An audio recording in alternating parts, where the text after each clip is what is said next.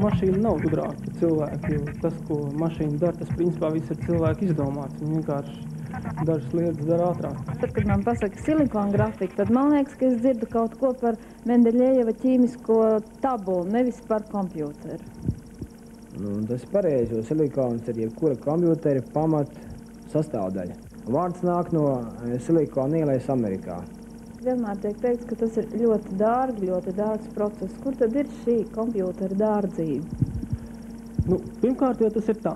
Kāds ir parastais kompjūters? Tas ir balts, tātad vienkārši. Bet apsieties uz šo silikona grafikas kompjūteru. Kāds viņš ir? Zils, tas ir sapņu kompjūters. Par sapņiem ir jāmaksā. Šo zilo sapņu mašīnu visplašāk pasaulē izmanto filmu industrijā, arī gatavojot reklāmas un veidojot dizainu gan mēbelēm, gan automašīnām. Šķiet, silikona grafikas iespējas ir neierobežotas. Maz pamazām tas iekaro arī Latviju.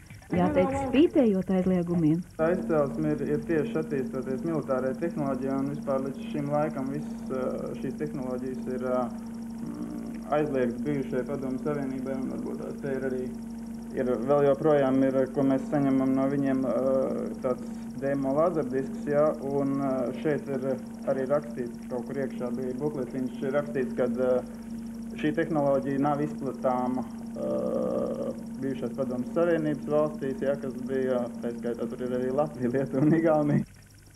Tātad firma Silikons strādā Rīgā un rūpējas, lai vizuāli interesantāki būtu televīzijas kanāla Baltkom, Pica un arī Latvijas televīzijas raidījumi. Darbs ir ļoti interesants, un es domāju, ka tieši tāpēc, ka sievieti ir pietiekami emocionāli, ja, ka viņi tieši tāpēc saprot bieži vien. Vai kāds kļūdas gadījumā kompjūters jums pasaka, ka jūs esat kļūdījusies? Kompjūters runā kā cilvēks dažreiz.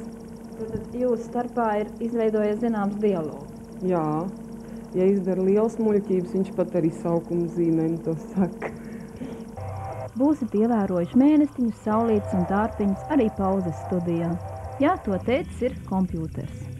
Latvieši ne tikai slaveni savām deju mākslām, kormākslām Eiropā, bet arī parādās pirmie trakie, kas dodās uz Eiropu strādāt ļoti augstu līmeņa tehnoloģijām. Piemēram, silikons mākslinieki regulāri startē Somijā, tāda Writer studija, un strādā priekš amerikāņu korporācijām. Tātad tieši izmantojot visu modernāko tehnoloģiju, modernāko programmu nodrošinājumu, un es teiksim, kā lēns darbspēks piepelnās rietumos. Es biju dzirdējis, ka Somija brauc zemenes lasīt, bet jūs pie kompjūtera strādāt, jāteic, tas stipri nopietnāk laikam.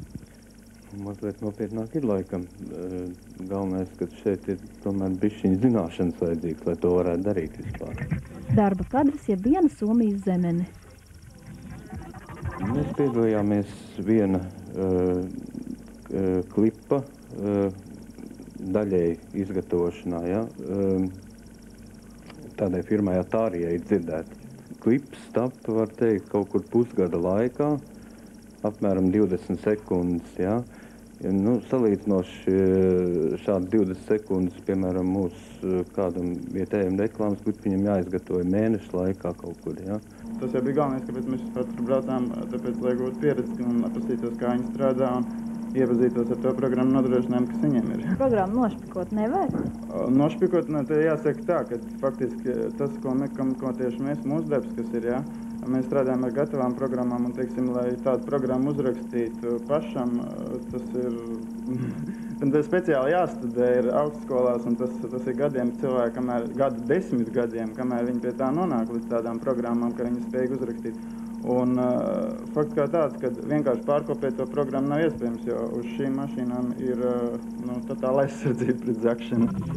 Nepatīk kompjūters, tad varbūt jums ir alternatīvs variants, kā šo efektu panākt?